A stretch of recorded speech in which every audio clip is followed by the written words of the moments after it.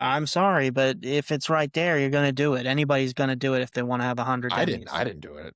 You didn't want Yeah. 100 demis. No, no, I did. It's because good. Good because I knew junction spell. I could get black holes later.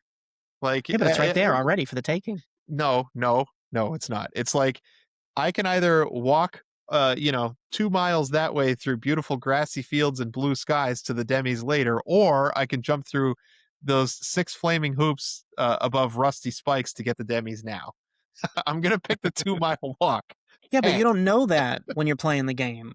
You don't know well, that there's an enemy that drops black holes. you're just Yeah. gonna have to accept the first time you play Well- Final Fantasy VIII is like the first time you drink, Moxie Cola. It's gonna be awful. Okay, you got to Yeah, acquire well, a taste for it. drawing the magic.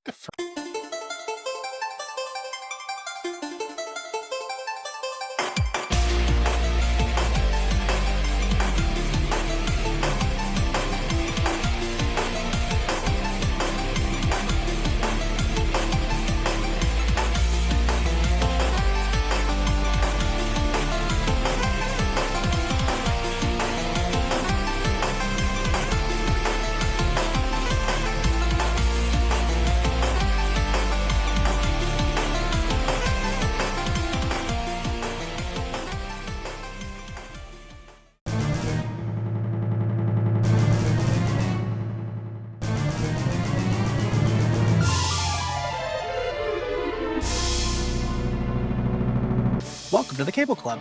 We're a video gaming podcast where 3 guys use limit breaks. And we're linking up to talk about the games you love and rank them. This is episode number 66. We're your hosts. I'm Steve. I'm Dan. And I'm done.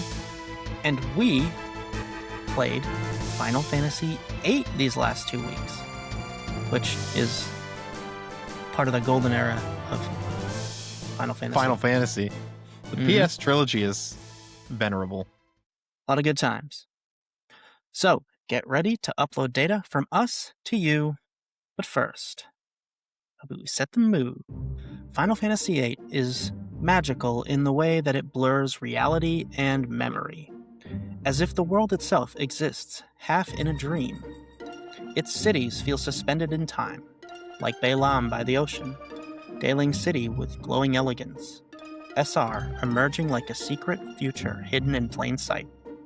The magic isn't just in spells or summons, but in atmosphere. The soft hum of the soundtrack, the animated characters, the sense that something important is always just beneath the surface.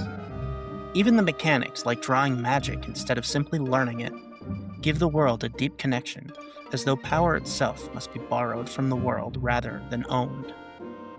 What makes Final Fantasy VIII truly magical is how it treats emotion as something cosmic. Love bends time, memory reshapes identity, and fate feels less like a rule and more like a current pulling everyone together. Moments like standing high up on Fisherman's Horizon, drifting through space towards Renoa, or watching memories intertwine across generations feel enchanted not because they are loud, but because they're quiet and sincere. The game casts a spell that doesn't fade when the credits roll. It lingers in the mind, returning unexpectedly, like a melody you didn't realize you still remembered until it starts playing again. This was my first Final Fantasy. Really? So, Really? I'm Wow. surprised you stuck with this. Yeah, because it's so different. I thought it was so cool. Yeah. I mean, it is cool. It's like, and I'm really interested in hearing your perspective then, because when I think of Final Fantasy and my introduction to it, and when I was old enough to start playing it, that was probably like 7's era, 9's era. Like, and 10 was the first time I ever went out and played one. And by that time, all those other ones were out, right? So like I could go back and revisit them. But I can't imagine being like an OG and being like, oh, I loved Final Fantasy 1. And I played Final Fantasy because there were 2 on the SNES, right? Yeah, Mhm. 1 and 2. In the US. Yeah, I think It was 3. 2 and 3 in the Super. Yeah, on but it was actually what, 6 and 3? 4 and 6. 4 and 6. Yeah, and then like 7 comes out, totally blows your mind, and you're like, oh, it's Final Fantasy in 3D. It's everything that I ever wanted. And then like 8 comes out, and I can't imagine living in that period where like the 8 is like the cutting edge of Final Fantasy.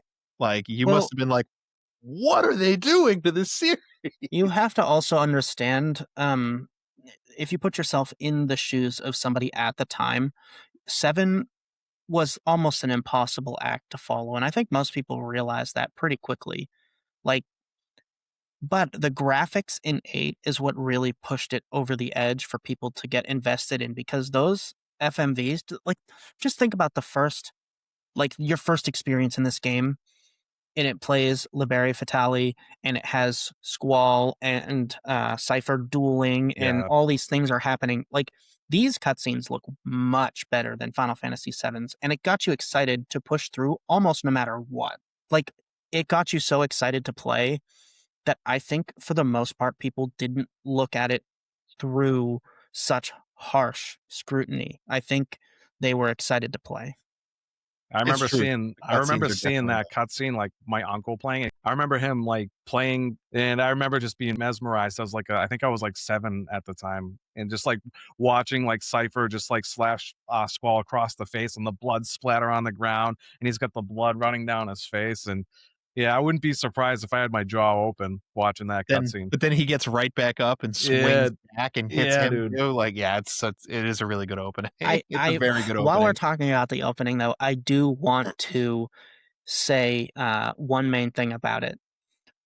Did you guys notice that Cypher uses No Mercy, Yes. and then Squall uses Rough Divide? Oh, I didn't know that. No, I didn't notice the rough divide. Yeah. Well, he, scrapes upwards. That's Rough Yeah. Divide. It's so cool. Awesome. No, I mean they did a good job theatrically, but before we get into some of that, I've got some announcements at the top of the show. The first of which is in 2 weeks for our next episode, we're going to be announcing the launch of our merch store. So if you're watching us on YouTube and you might have noticed my cool shirt these last few episodes. That's got the JJ Squawkers character on it with the Cable Club logo in his hand, and has our motto on it, which is good games, genuine friends. And also my personal favorite piece of merch is this giant travel mug here, and it is absolutely enormous. It's probably like a quart, stainless steel double walled. It's a superior way to drink your So much hydration if you're an old man. so much chocolate milk. Keep them bones healthy. But anyway, Oh, look out for that. I didn't bring my cup. It's upstairs. And we'll have more details about that too. Uh, and I just wanted to talk again about our schedule for this year, just to kind of reiterate it, so maybe it helps retain. So we are for the next 4 cycles after this one, still in our winter backlog phase. So we figured in these colder months we would tackle our backlog and yours. So Dan is picking the game for this next upcoming episode, but after that, the next 3 games are going to come from a randomized list from you, listener. So Ooh. yeah, you can send us in your suggestions into the Cable Club Podcast at gmail.com, or we actually created a new Discord thread that is dedicated to this called the Winter Backlog Randomizer. And you can go there and drop games there that are on your backlog that you would like us to play. They don't have to be retro, they could be anything. And we will play them together for 2 weeks and we will have a show about it. So let us be your excuse to finally play some of those games that have been hanging out on your Steam library or your shelf if you're me. And let's get those accomplished in 2026. So submit games there or submit games to the Cable Club Podcast at gmail.com. After that, we're going into our 2026 league, which we are going to focus primarily on indie games this year. We all know that you guys missed. It'd still be there before our rating section, I feel, but I don't edit all the time. So all right. With that, I'm going to kick it off to Dan for question of the week.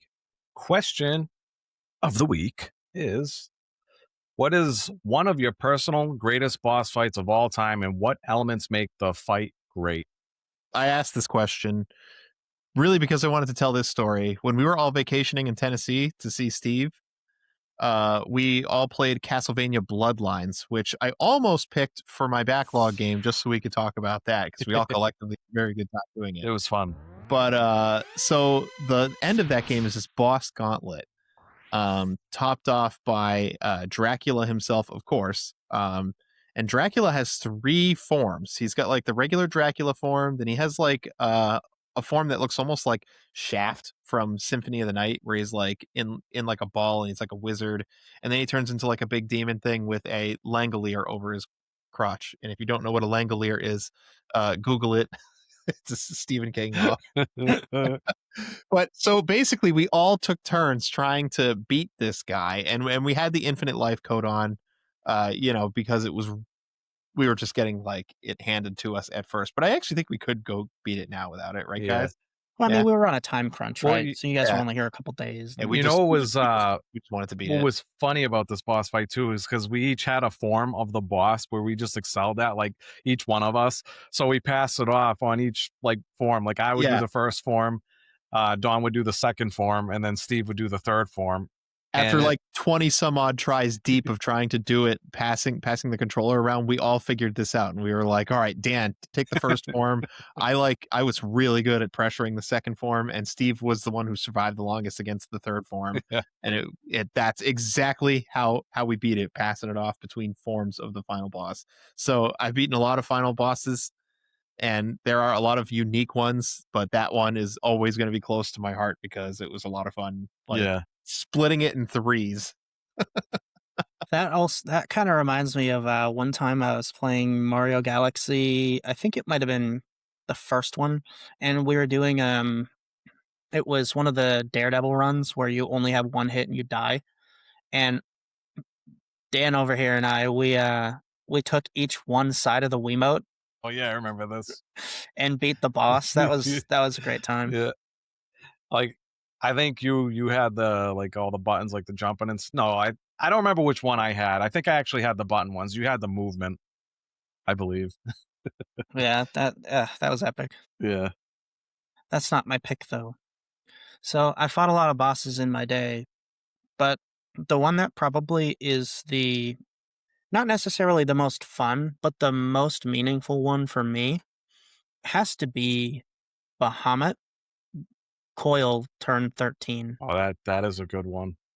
So this is like a 13-minute long fight, and if you haven't played Final Fantasy XIV, it's an MMO, and it's you and 7 other players at the same time fighting Bahamut and his legions of dragons.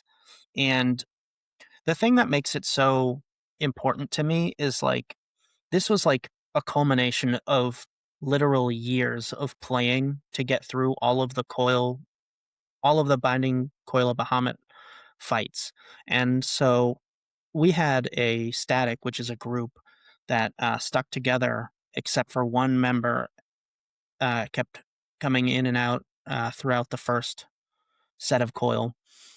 And so these 6 other people and myself were a group the whole time doing all these fights. And Dan ended up joining our static, and we ended up beating Bahamut with him and all my other friends. And it was just like this crowning achievement. And it's something I will remember forever. Yeah. And it took us quite a while too, because like the group was kind of casual, which is, not a big deal, but like it didn't it take us like 3 months or something to beat it? Like Yep. Something like that. but like we only did it like 2 times a week or something like that. So it's not like we were doing it like every day. And it was just for like 2 hours, I think, at a time. But Yeah. like, yeah, just the achievement that you got from finally beating it. Like your heart's racing like the final like 5%, trying like, oh my god, we're almost there. Don't die, don't And die. all these mechanics going on at the same time. It's hectic. The music is crescendoing into this But like yeah. epic orchestra, and it was just like, Or like when he does like Giga Flare or Mega Flare, and then the yeah, paladin has to sit there and use like the level 3 limit break to like yeah, guard his Terra whole Flare, part. Yeah, dude. Like, yeah, dude, that's such a good answer. I didn't even think of like MMOs when I was thinking of mine. But yeah, yeah. And it Akmorn when you're like sharing with the other tank and yeah, coming in and out, and there's tornadoes and he's shooting fireballs. It's so cool.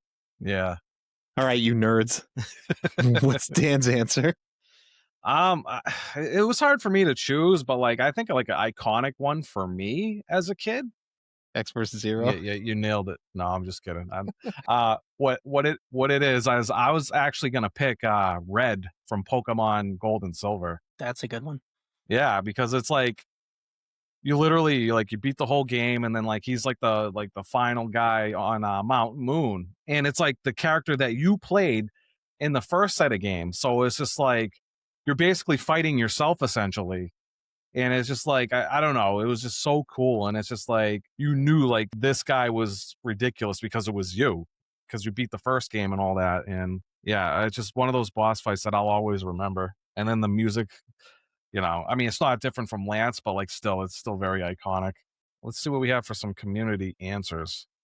Golden Gamer, Ashura versus August. No need to explain. Just going to say if you like anime, then you'll understand. Have Oh, you I guys don't watched any understand. footage from that game? It's That pretty game is ridiculous. I know. yeah, Yeah, like I know, it's like very cinematic. yeah, I know, like from what I've seen, like like a punch could send you to like another planet or something. It's like so over the top like that. Oh boy. All right, Hux. He says, "This is easy. I know it's recent, and I know I'm a Hades 2 stan, but hear me out. I was on a plane with my pregnant wife to Canada for my brother-in-law's wedding around the time Hades 2 came out of early access.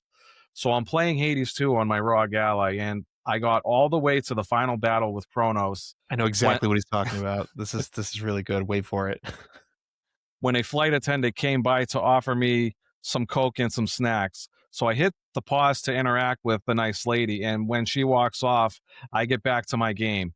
But when I unpause, the characters are all in different places, and somehow my HP was lower. Well, it turns out until you play and unlock some spells in the hub world, being the god of time, Kronos isn't effing frozen while the game is paused, and he had been wailing on my still body for like 3 uninterrupted minutes, taunting me all the while. But I had taken out my headphones and I couldn't hear him. That reminds me of like some Metal Gear shenanigans. That's pretty funny. It is. All right, Lycianthia. That's a really tough question. I love skill-based bosses the most, I think. Either something that has a neat gimmick or just a dance of combat. Recently found a few of the later in Silk Song, Clockwork Dancers, Phantom, First Sinner, and it's all tough but fun, and it tests you in just the right ways. That's a series I still need to play. Is Yeah, the I'm kind of Hollow Knight? hoping somebody picks Dude, they. a Hollow I'm Knight. pretty sure they will. Like, I feel like that's like one of the most iconic indie games. Like, you just always hear about it. Yeah, I think it's up there. Yeah, I will be shocked if it like no one picks it. Lobaka, final boss of Earth Defense Force, where Jamo and I spent. It felt like I was trying to beat. I think there was some going back to the grind for armor and some health as part of it. And it was a multi stage boss in the form of a giant alien mothership. Finally, on one run, I died. He was still going further, and we made it before. The alien mothership starts doing stuff again. He gets killed. We realize that the mothership is crashing, and then both of us leaning forward in anticipation to see if the game would count that as a win or not, since the boss was dead. But so here we are. It counted. If you haven't played 14 and haven't done any like the Savage stuff, you'll kind of understand. It's just so stressful on that guy that's still alive. His heart's probably like bumping through his chest. I mean, we've all been there, right? Like you're playing some kind of couch co-op game and you die, but your buddy is still going. Yeah, And yeah, and and absolutely. Yeah, and, and yeah. he's I getting mean, further, and close you're like, enough. come on. You got this, dude. It's like shaking his buddy. He's trying to concentrate. So what are you talking to me? You got this. Screaming in his ear. All right, mythical. Brad. Hard to say my absolute favorite, but one that stuck with me the most. I'm gonna butcher the hell out of this. Gashadokuru from Bowpath of the Teal Lotus, a platform heavy Metroidvania with a lot of aerial combat. It's a giant skeleton, like 6 times the size of your screen. You have to platform your way up to his body while avoiding hazards and fighting off other enemies, all while it's moving its limbs around too. Frustrating at times, but very satisfying when you get to the top and ground smash down through his skull. Pretty decisive boss. Some people say it's the worst part of the game, but I enjoyed it. Great game from 2024 that went under the radar, in my opinion. It's very Hollow Knight looking, just with a different sort of aesthetic. Yeah, I mean, I do like Metroidvanias, but it's just like one of those genres that just kind of like exploded. So now, yeah, so now it's like you kind of have to pick the diamond out of the rough because there's a lot of stinkers. Blech. Yeah, yeah, it's a shame too because it was one of my favorite genres. That was the last answer that I had. Good answers. Good answers. All right. So, are you guys ready to draw a conclusion about Final Fantasy VIII?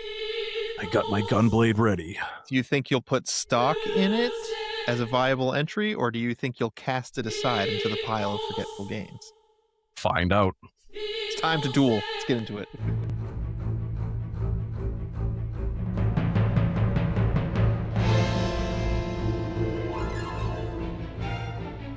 So Final Fantasy VIII it's a really interesting concept. It's a card game, and you get some cards and you play with a bunch of kids at a school, and then there's a side quest where you go and you fight RPG style battles with some of the monsters you might remember from the cards.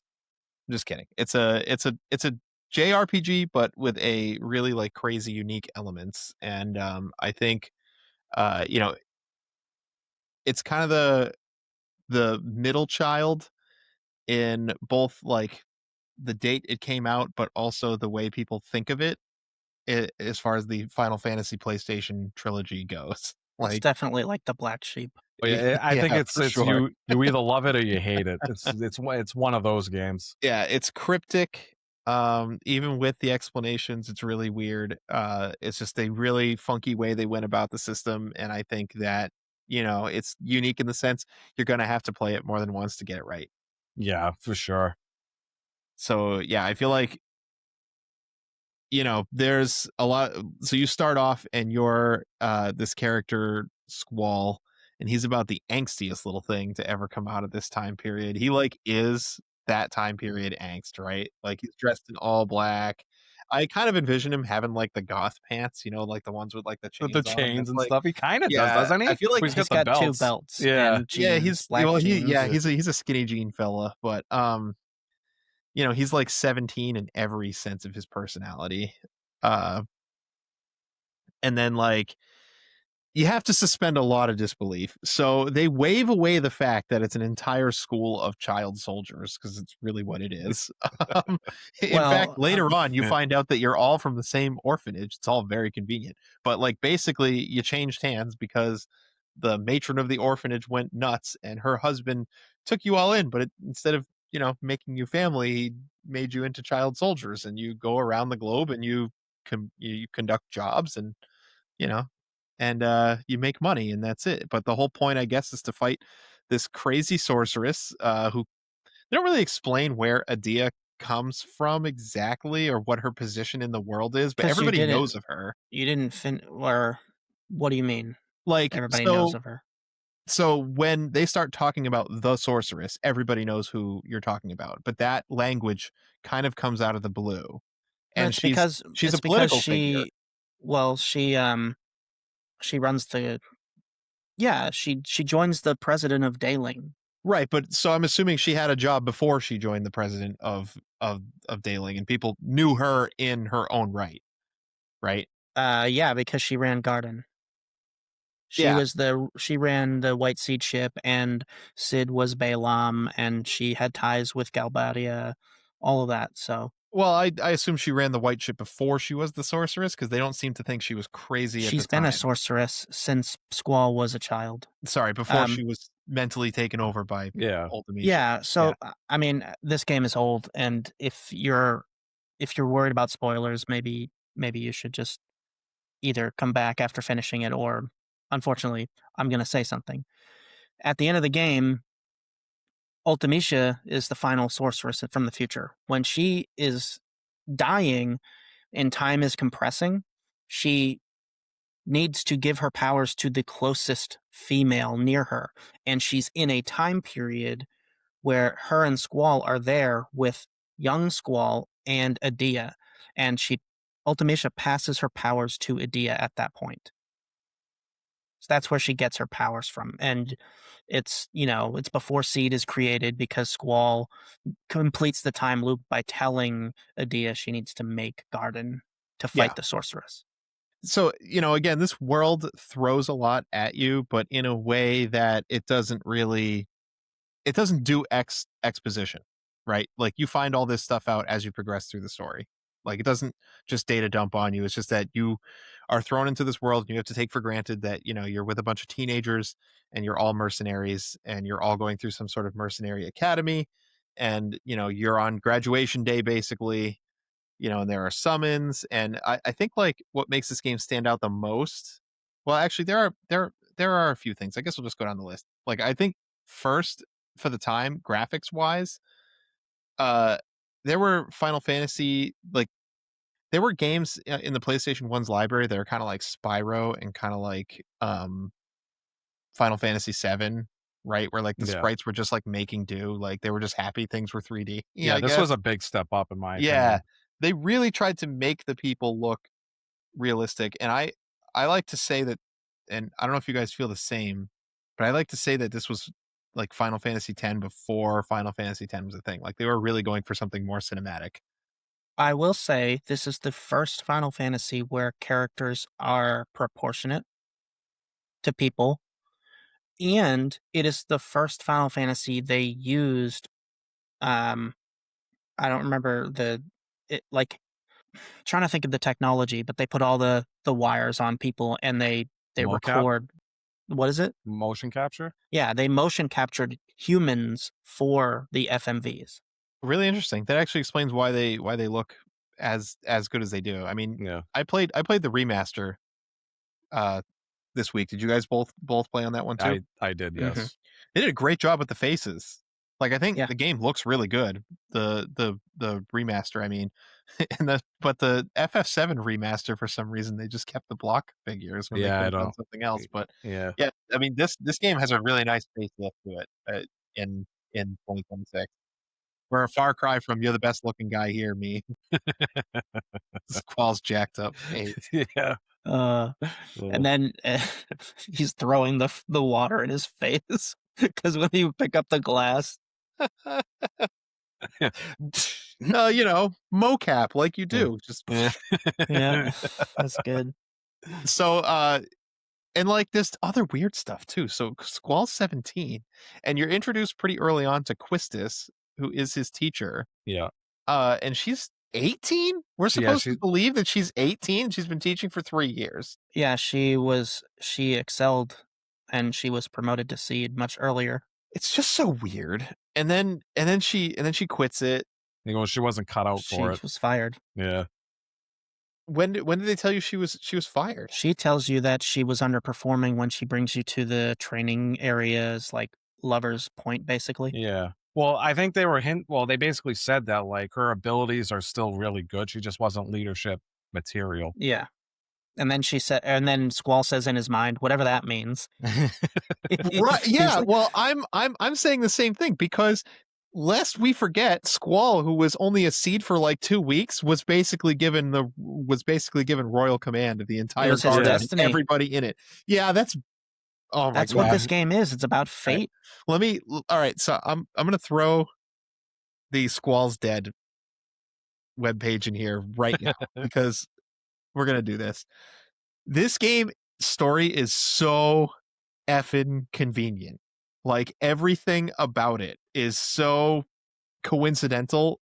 Yeah. It's crazy. Like they just shoehorn in there like 3/4 of the way through the game. Oh, by the way, you're all from the same orphanage and you But it don't all makes remember each other. sense. Yeah. Yeah. Well, No, listen, Well, they lost their it makes memories sense too. because it's yeah, well, of course they did, Dan. Yeah. They had to have lost their memories. That plot point doesn't work. And then at least it wasn't amnesia.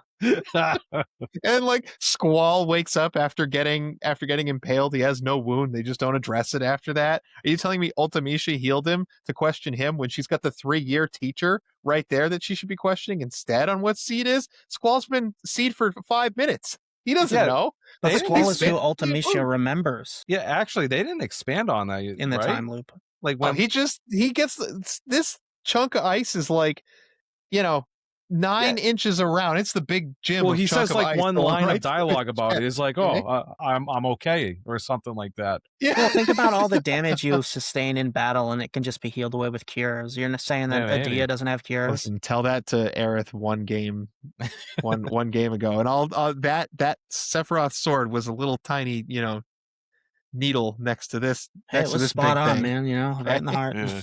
This thing had some girth on it. Um, but so basically, there's this webpage out there called Squall's Dead. I do recommend checking it out, and it offers a really unique perspective. So the perspective is that this game all takes place in that moment where Squall is dying after he gets impaled, and we know that the brain puts people through some funky things, when they're having near death experiences. People have reported experiencing things like their life flashing before their eyes, moments that they want to revisit, but also things that they think what an ideal life looks like. So there's tons of evidence to support this. So I'm not going to go through all of it, but like some of it is like Renoa's relationship with Cypher. Renoa is very into Cypher in the first disc, Mhm. and then after the second disc, he's like immediately old hat. She never talks about it again. Like and she's just suddenly into Squall, right? And then like you have at the end of the game, Squall is remembering all these points, or I think that's what they're trying to do with the final movie of the game. And most of the memories that he's having are from disc 1, and they spend a lot of time around the dance sequence between him and Renoa. And obviously you can address this in many different ways, but the fact of the matter is, in that moment he was attracted to her, and it's one of the few instances he's had where he's felt attracted to someone because he's 17. So the idea is he imagined this whole flip in her personality. She couldn't even stand him before before this too. But then there's like weird stuff like Norg that is like total dream logic. That guy comes out of nowhere. Like he's just like the garden master that we forgot to talk about, who lives in the basement, and Yeah, don't go down there. yeah, I was like, "Who's Norg?" Like, Yeah. when we went Yeah, There's back to like Balaam. we're suddenly talking about the garden master. I'm like, what? Did Sid just go bad? Like, isn't he the garden master? This is the garden. He's the the two main headmaster. points of the Squall is dead theory that are, like, really in the focal point of the theory. The first one is that all of the events after Disc 1 revolve around Squall. So, like, everything is about Squall. So, like, Right. this would be his, mind. It's in Him his perspective. him getting like leadership of the Yeah, garden is like a everything big is one, about right? Squall. The Yeah. second thing is everything starts getting more sci-fi futuristic. Your garden starts to fly, the whole, like, the 2 garden war, and then you find the SR being like this advanced civilization going to the moon, like way more advanced than everywhere else in the entire world. So, And like, those are the 2 main Cypher reasons that Cypher are becomes like a 2D character suddenly. Like he was so complex before that. Like in disc 1, like he was this like defunct dropout basically, and he went behind Seed's back and he found a cause that he felt like he should stick up for, and he, basically smuggled Renoa in to talk to the headmaster, even though he knew she couldn't pay. He like had so much complexity to him. And then like I thought it was weird, like when the sorceress was like basically say, "Oh, come with me, Cypher," and then basically he was just like, "Oh, okay." yeah, it was I his I dream, though. I I mean, assumed he was Yeah, brainwashed, right? And yeah, like I figured he was going to snap out of it at some point, yeah, because even his two buddies there were talking like he's acting weird, you know. yeah.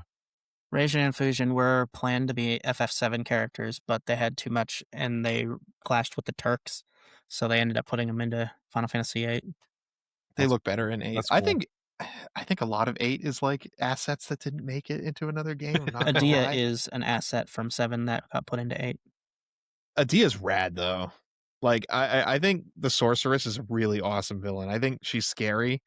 That scene where she kills the president in front of everyone, she's Oh, using magic to tell everybody they she's want this. psychotic in that It's whole. And it's she's, like, awesome. mind controlling the whole crowd because 'cause they're still Yeah. cheering.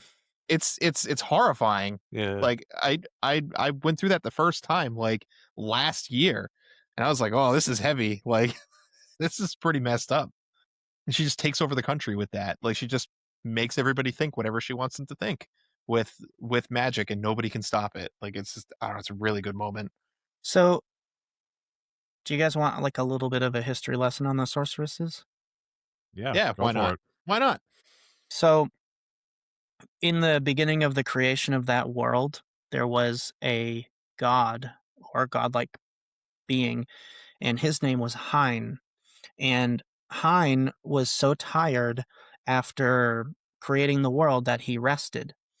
And so much time passed where humans were able to evolve and do whatever they wanted to do, and they started to question Hein and his creation and taking control of the world through machinery and learning magic and things. So he came back, and there ended up being a war against Hein.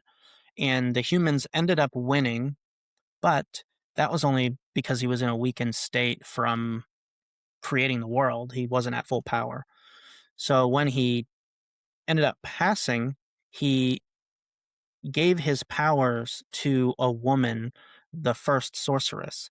And since then, every time a sorceress dies, they pass on their powers. And it gets a little bit weaker every time. But that's where the sorceress's powers come from. Oh, Interesting. interesting. Yeah, they don't go through it in the story, but you can find like small parts about it all over the world from talking to different NPCs and things. Yeah, it's thought out in some capacity, but it's like this game's story pivots so hard so fast, left and right, that like you're like a little bit of it is kind of contrived. You had to imagine they were probably running up against um space constraints with the hardware, I think. Yeah, maybe. Yeah. I mean, could be because there's so much music on this in this game. And I think this is probably my favorite soundtrack of the PlayStation trilogy. It's very good. I think Nobuo went absolutely fucking crazy on this Yeah. soundtrack. Jeez, yeah. Now that I'm thinking about it, it might be mine too. Like, Like, there's just I don't so know. much going on in every song. Like, Force Your Way, I think that's the boss theme, right? Yeah. Like, I think it's, in my opinion, I think it's better than FF7's. Yep. I think it's better. But I also, know FF7's is iconic, don't get me wrong, but there's just something about 8 that's just, it's just really good. Man with the Machine Gun, Oh, which yeah. is Yeah. Laguna's battle theme, Yeah, is that's good. my favorite. It's so good. But also, this was back in the era when, the big villain song was always in Latin. And I think Adia's theme during the parade is so good too. Yeah, I know which one you're talking about. I can't remember the name of it though. Steve, do you have a favorite track? In this game, Yeah. Triple Triad. Would you believe that is at the bottom of the ratings list for Spotify? People just don't want to admit that the Triple Triad song actually kind of slaps. Well, because you got to do it so many times. You're sick of hearing it. I have a hard time picking between Force Your Way and I think it's called I have to remember the name of it, sorry. The final battle theme once Ultimecia is Junction to Griever. Yeah. Oh, I know which one you're talking about. Where like it starts to go doop, doop, doop, doop, doop, doop, doop, doop, like in the beginning. Is that the one you're talking about? Like after the junction? No, that's the Griever fight. Oh. What I'm thinking of is it's like this weird version of the Final Fantasy battle theme. It has Really? like I have to go back and hear it. Pretty cool. I'm It's telling very, you, very good. this soundtrack is really good. Like, he really was smoking something good when he came out with this one. Unlike the development team behind the progression system in this game, they were smoking something very bad, smoking nonetheless. But this progression system is a bad trip. Yeah. To me, I feel like this game, it feels so rewarding when you know what the hell you're doing, but it feels so bad when you don't. Like, So there's yeah. it's two extremes. So I did not beat this game over this 2 weeks. I got distracted with something else, but on top of that, it's just this very long game. But I started over for this week, did a fresh playthrough, and I was cleaning house. Uh, my second playthrough, if you've been listening to this, my first playthrough, if you've been listening to this podcast for a while, you know that I took a really like bad hit. Um, The triple in triad. in Triple Triad and lost a lot of key cards and a lot of key upgrades with it. And that just made me not want to play anymore. That was like a run ender. By the way, if you're playing Triple Triad, stay away from the Shuri Village. They will scrub your ass out. You need to stay away from there They'll unless take you're every really good damn at the card you game. have. All right. By the way, they play for keeps up north. All right. By the way, at Shumi Village, there isn't even anything good to win. So Yeah, you shouldn't even be there. Okay, that's there's no player card, there's no GF card. yeah, They're there to yoink your cards. It's Worlds is at the Shuri Village. Okay, which is where Norg is from. The song is called The Extreme, and you guys should listen to it after the filming is done. Yeah, I'm Will going to do. take a gander at it. I think we should go around in a circle and we should try. Okay, so we've been floating this tips and tricks idea. So I listened to a couple different gaming podcasts, and I don't think anybody really throws tips and tricks out there. This is a good game for us to start with it. So I think we'll just go around and we'll give our best, tip and trick. Could be as simple as something I wish I knew when I started the game. We're not, or if you know something super broken that you can break the game open completely with very early on when you're not supposed to, share that too. But what I wish I knew when I started the game is, like if I knew this during my first playthrough, I probably would never have quit it the first time, and I probably would have beaten it now. And we probably wouldn't even be having this episode because I probably wouldn't have gone on a vengeance quest to beat it. But don't hold on to your like premium cards. Just craft those suckers down. The items that they give you are so good, and you can become so powerful so early that if you don't like playing Triple Triad, you probably won't have to play it for long after you get like a few key cards. So that'd be my tip. Don't hang on to those cards in your collection and stare at them. Just craft them down, use their supplies, and just start laying waste to the entire cast of the game. Also, not missing any GFs is huge too, I feel like. Because they're the ones that like open up like the stat slots so you can actually make your character stronger. I think most of them you can actually get draw from Ultimicia's castle bosses. Yeah, but by then you're already at the end of the game. Yeah, and you're not gonna have time to get their AP up. So that's. But you can take the Ragnarok back out and go fight Cactuars. That's gonna be my my tip, I guess. I mean, I already knew this, but like, draw every boss that you fight. Every boss. It's kind of like Steel. Yeah. Really. I mean, there is Steel, but not. It like draw would be the Steel. Yeah, because some of them hold GFs, and if you miss it at that time, you can't get it until the end of the game, and that's really poopy. It really is. I guess for my tips and tip and trick, there was a lot that I wanted to pick from, but spoiled for choice in this game. Yeah, I'm just gonna pick. Once you get the Ragnarok in Disc 3, you can go to this little tiny desert island, and they have Cactuars there. And they give 20 AP per kill and very little experience. So even if you're doing a low experience run, you can still level all your GF abilities up. And basically, you want a junction, one of your GFs that has a hit junction. I think that's like Diablos and maybe Cactuar and Giant Cactuar and something else. There's 3 that give you hit junction. And you want to max it out with like triple or something like that to raise your hit because Cactuars are evasive, but they will net you a ton of AP to level up your abilities. Well, Squall has innately max hit rate, right? Yeah, so, he's cheating. Yeah. So you only need like 2, right, for the other 2 characters? Yeah. 2. Yeah, Squall's ridiculous. And he has auto crit too, like just that you can just pull off. Like, what the hell is that? Is it crit? I feel like it's a between. So I feel like if you don't hit the trigger, is generally less powerful than someone of equivalent strength, and if you hit the trigger, he's generally more powerful, but not quite as much as double damage. It's hard to gauge damage in this game because people don't have the same stat. I thought it was just a crit. Because sometimes you can crit on the trigger too. Can you?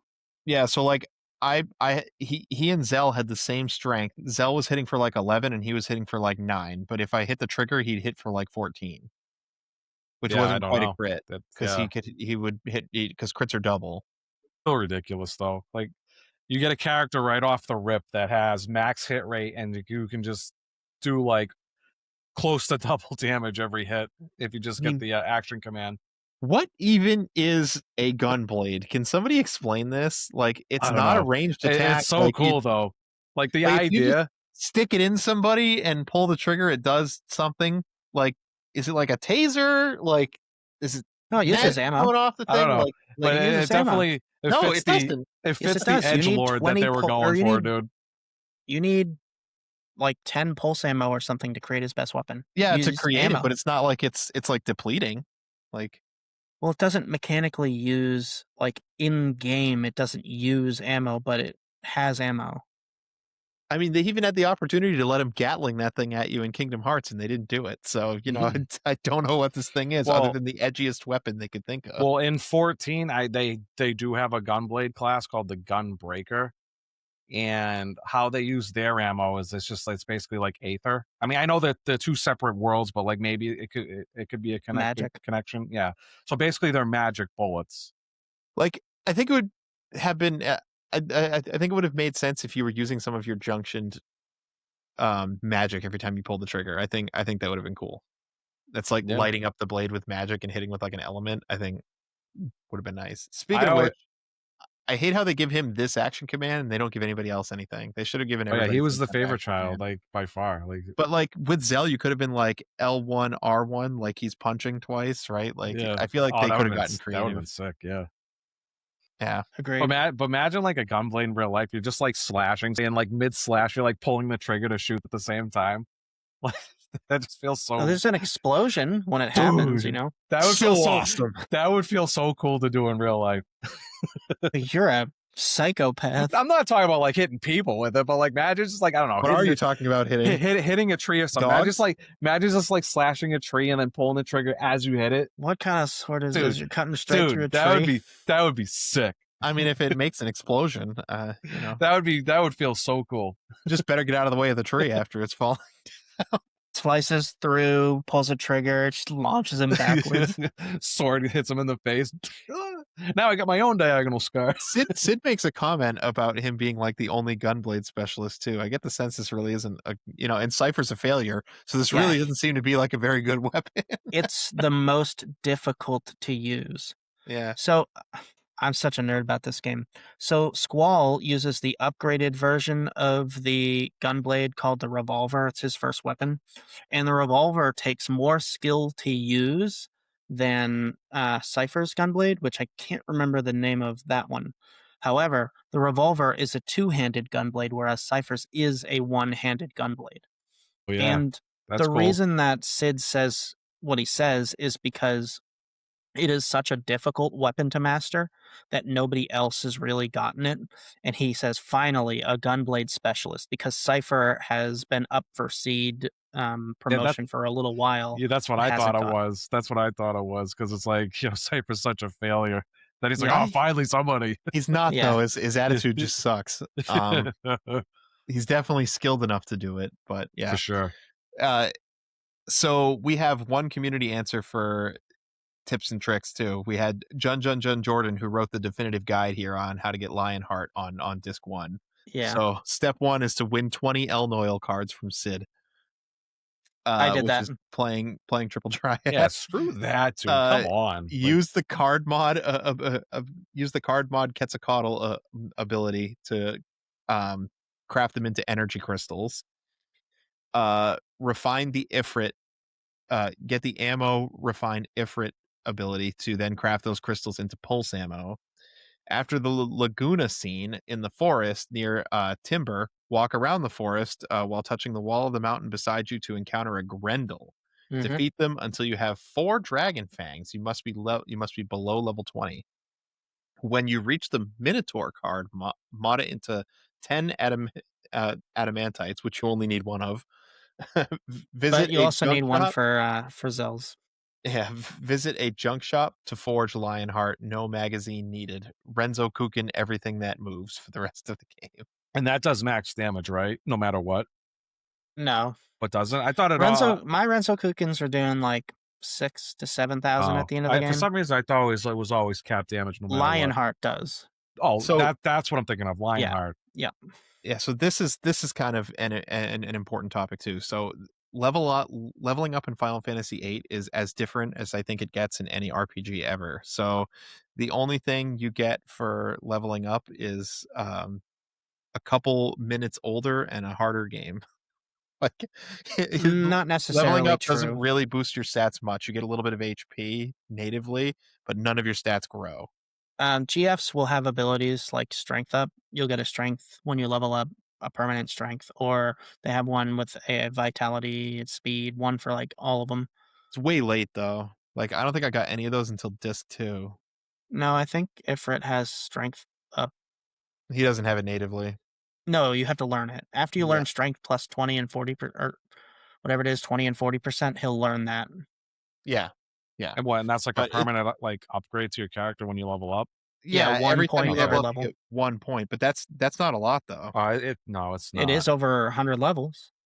You're not gonna be level 100 by the time you finish this game unless you're grinding. But It's kind of easy to level in this game. it's Yeah. certainly not proportionate like to the level that enemies get to. Oh, no. I was level, like, 25 when I finished the game, and I had 100 ultimas on my strength and strength plus 20 and 40%.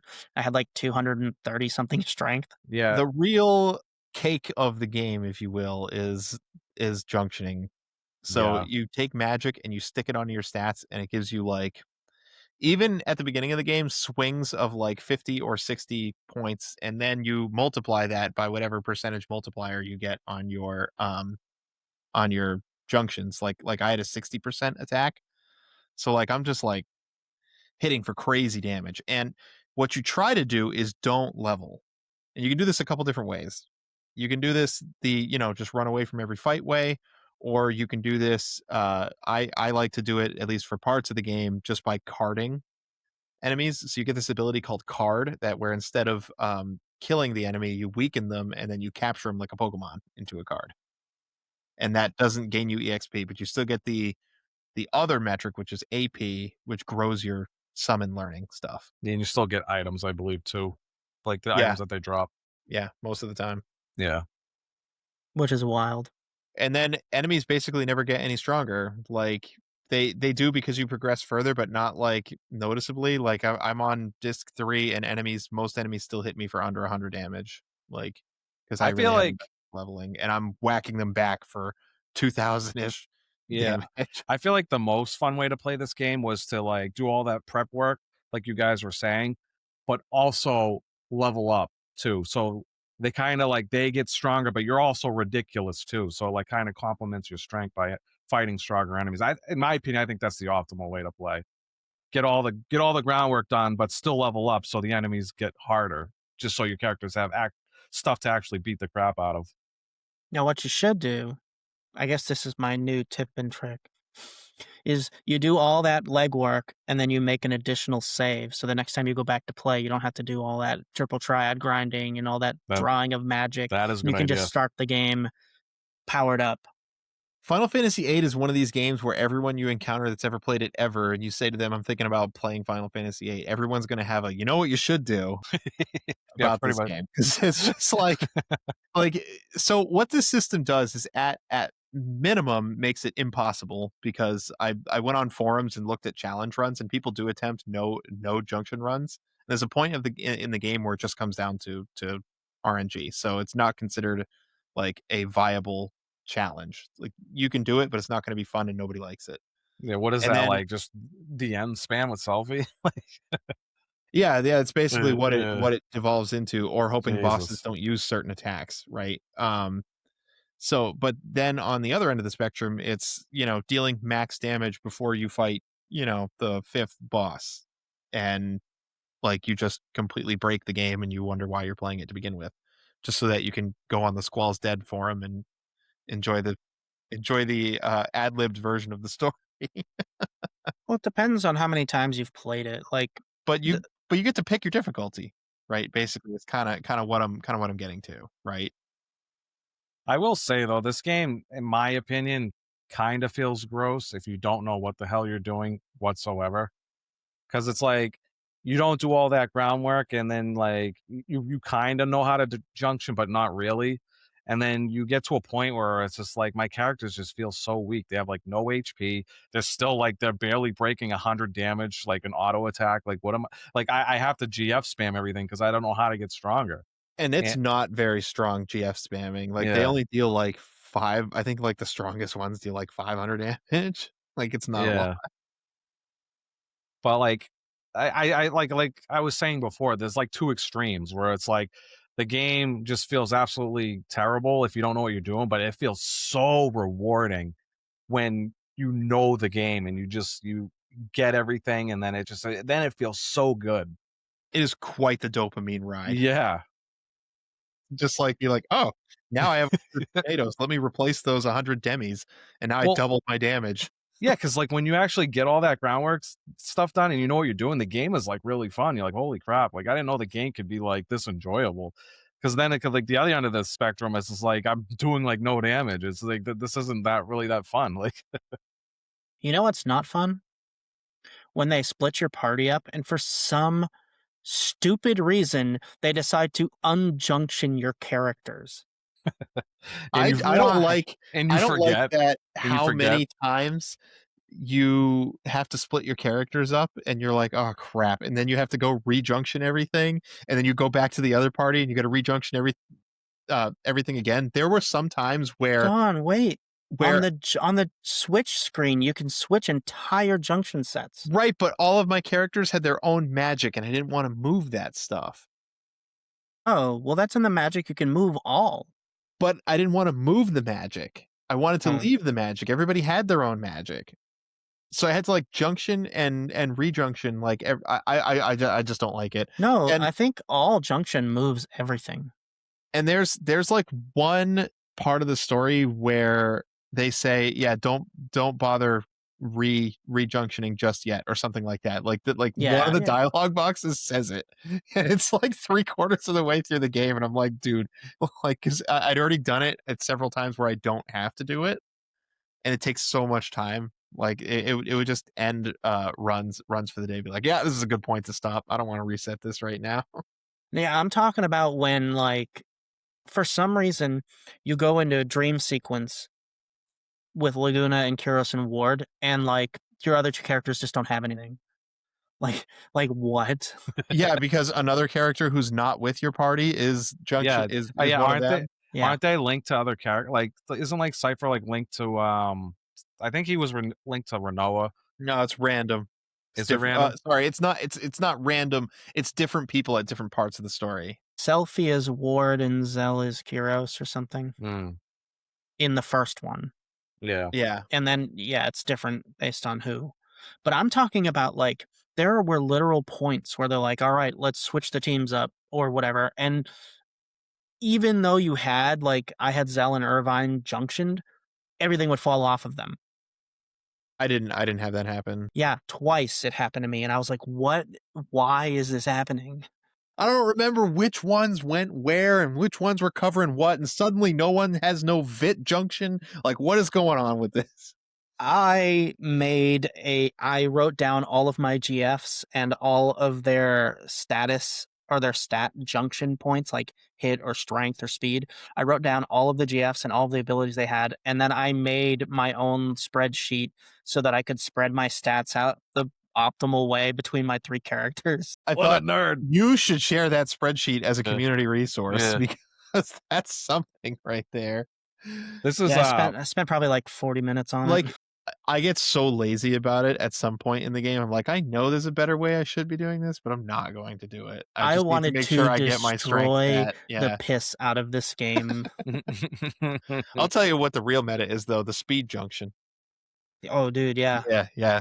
Pandemonium Like has speed and strength. Such he an has awesome speed GF. natively too. Wow. He doesn't have Yep, to learn it. I think Cerberus is the next one you get that has has to like speed. learn it. But yeah, Pandemona or Pandemonius or whatever his name is has it natively, and you're like, oh wait a minute, I I was ignoring that whole side of the stat screen up until now. Yeah, my Zell had speed on earlier than Squall, and his ATB bar was like, "Wing, wing, wing." It's just filling up. Oh man. I actually have a question for the community is, who, like me, when their very first playthrough just junctioned everything onto Squall, all GFs, everything. That's the Everything equivalent of doing the whole playthrough with your starter Pokemon. everything went on Squall. Like, screw everybody else. There's no, like, limitations, like, yeah, I was tempted to do that in my first playthrough, and then I was also tempted to be like, "Alright, let me just assign certain GFs to certain people, and then I'll just never move them." You don't really wanna do that either. Like, you always want them to be growing. ABG, always be growing. Like, you just you don't wanna be wasting that precious AP, like, ever. Yeah. Yeah. I know I'm not alone out there. I can't believe we've avoided Triple Triad up until now, really, like, a discussion on this podcast, F that game. like, we got it can be your best friend, but it's like your best friend that's, gonna key your car Dude, eventually. when you see your opponent take your Ifrit card, you're like, nah, I'm done. Like I'm gonna play the game. I'm not doing this. Yeah, your choice is to just live without that Ifrit card or try to get the NPC to Dude, randomly use it it's and such win a it back. snowball effect because it's like then he'll start using that against you because that was your strongest card. Now you don't have it, but he has it and he's using it against you. It's like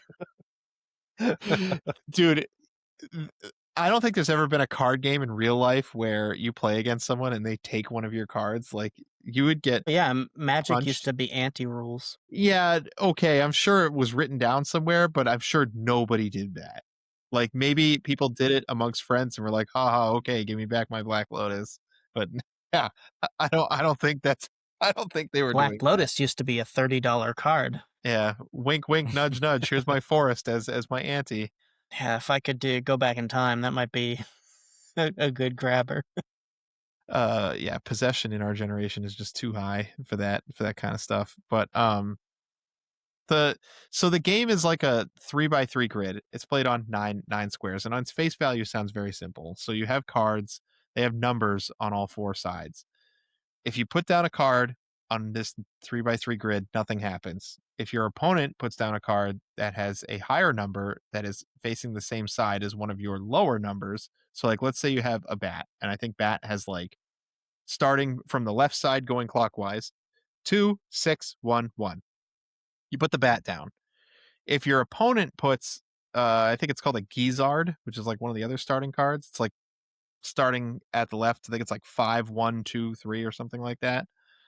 If he puts the 1 on the bottom of the bat, where there's another 1, nothing will happen.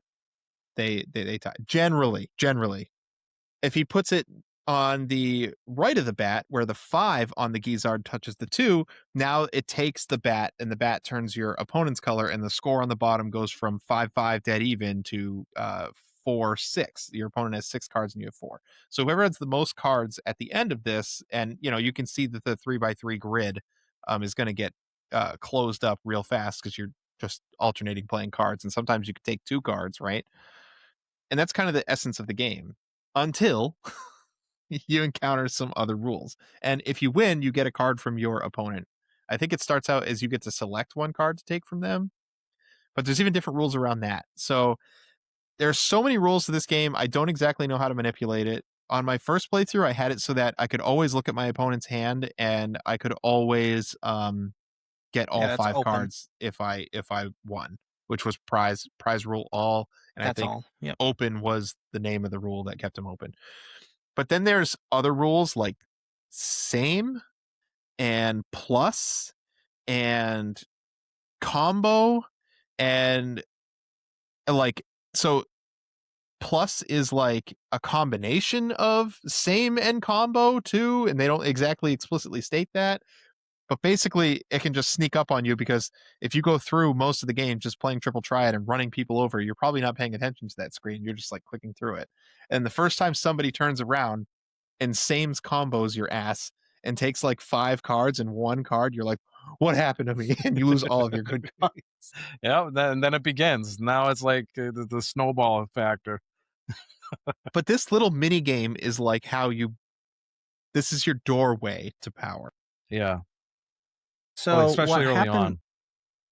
to make it simple for anybody that doesn't quite know, one of your summons has an ability called card mod, and what it'll do is it will take a card and turn it into items, There's tons of items modifiers. in this game. Yeah, it's a huge synthesizing system, and you can obtain powerful cards early on and turn them into powerful items, which you then can use other abilities of your summons to turn them into powerful magics.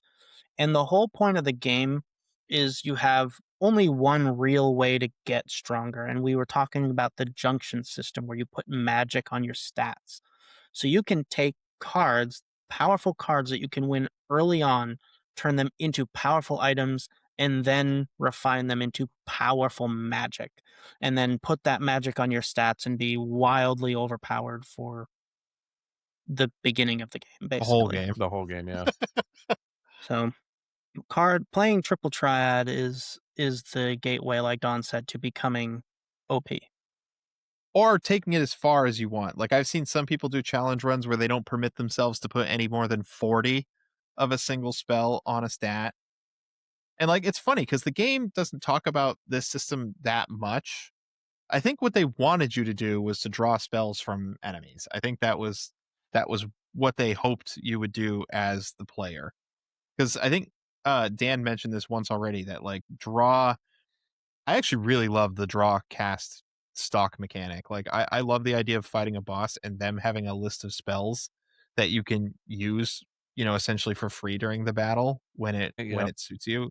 Like especially the bosses that carried reflect natively, I thought were like or protect and shell. Like I thought those types of bosses were really cool or like haste, stuff like that. So honestly I really like the system, but you have attack and then you have draw. Draw lets you target an enemy, look at the list of spells that they're carrying, and then you can do one of two things. You can either cast one of the spells you see. So if you're successful in the draw, you'll cast it, or you can stalk it. And if you're successful in the stalk, it'll go into your like spell inventory, kind of like grenades. So if you have 10 fires, you can only cast fire 10 times. Yeah, and it's exclusive to that character, right? Yes. Yeah. Yeah. It's like an item, really. Yeah. Yeah. Yeah. It's basically a grenade. I wish that my magic inventory was bigger. I didn't have enough room for all the spells. I know I ran out during this time too. I tried to draw like life off of something and Squall didn't have any room and I was like, "Excuse me, what What do you mean you don't have any room?" there's a hard cap of what you can Yeah. draw? I Yeah, didn't know 8 that. 8 pages pages. for 4 spells per page. Yeah. Oh, I Cuz didn't. I Wow, cuz I I was didn't know. drawing everything. I'm like, "Why Yeah, wouldn't I?" the other part about that's crappy for the draw system is like I wish that you would draw in higher numbers than 9. Because what ends up happening is if a boss has a spell that you want to have 100 on all 3 of your characters, you spend like Yeah, more than 5 minutes just drawing yeah. spells. That's Well, it. and the boss strength and your magic stat are tied to how much you draw too. So like if you're trying to draw Demi off of Diablos in the beginning when you have no magic stat, you're going to get like one or two every time you're Yeah, successful and you're not successful often. I'm sorry, you should be drawing like 50. 50. No, well, maybe not that You high, but shouldn't be drawing for like 10 turns in a row. Well, it's because I'll give you they 20, didn't want you to 25. do this, but you know, 10 turns in a row is the opposite end of the extreme. It's like It's minimum terrible. 15. Yeah, that's why I said it should just be a really high number so you don't have to sit there and spam draw. I don't think they wanted you to like draw cap everything, but Where I else you don't. gonna get Demi? They didn't design a system to Like, well from black holes. There's this enemy that drops black holes early on, but I'm sorry, but if it's right there, you're gonna do it. Anybody's gonna do it if they want to have 100 I didn't. Demis. I didn't do it. You didn't want Yeah. 100 Demis. No, no, I did. It's because good I knew junction spell. I could get black holes later.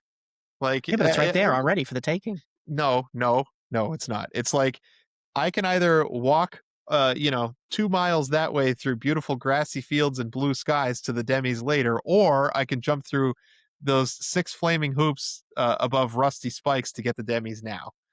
I'm gonna pick the 2-mile walk. Yeah, but you And don't know that when you're playing the game. You don't know Well, that there's an enemy that drops black holes. you're just Yeah. gonna have to accept the first time you play Well, Final Fantasy VIII is like the first time you drink, Moxie Cola. It's gonna be awful, okay? You gotta Yeah, acquire well, a taste I'm for it. drawing the magic from the well, boss. I have a question. Like, if you do all the groundwork and you get all like the abilities from the GFs and whatnot, how often do you actually have to draw magic? Like, is it often at all, or do you just get Every everything time there's a new spell, because you don't know how good it is on the stats that you want to Exactly. junction it to. Well, Exactly. I'm just wondering, like, what if Holy. you have all these mods to turn like items into magic? Like, I didn't know, like, maybe you don't really have to like use the draw that much because they're just the mods do it for you. The mods don't get everything. Like, I don't No, No.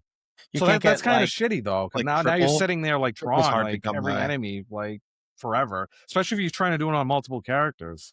There you. probably are ways to get every spell through the card system, but some of it is really convoluted, and it's not worth it.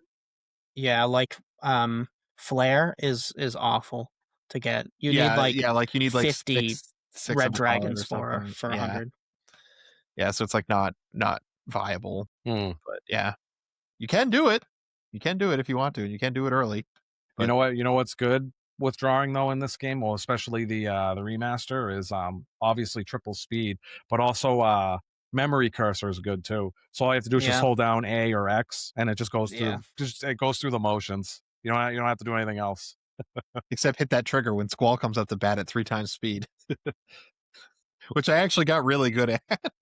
Well, I was talking about like when you're sitting there just mass drawing on everybody, you just have the cursor set on memory. So like when it's your turn again, you literally don't have to move anything. Yep. You No. just hold down X and it just goes through the No. motions.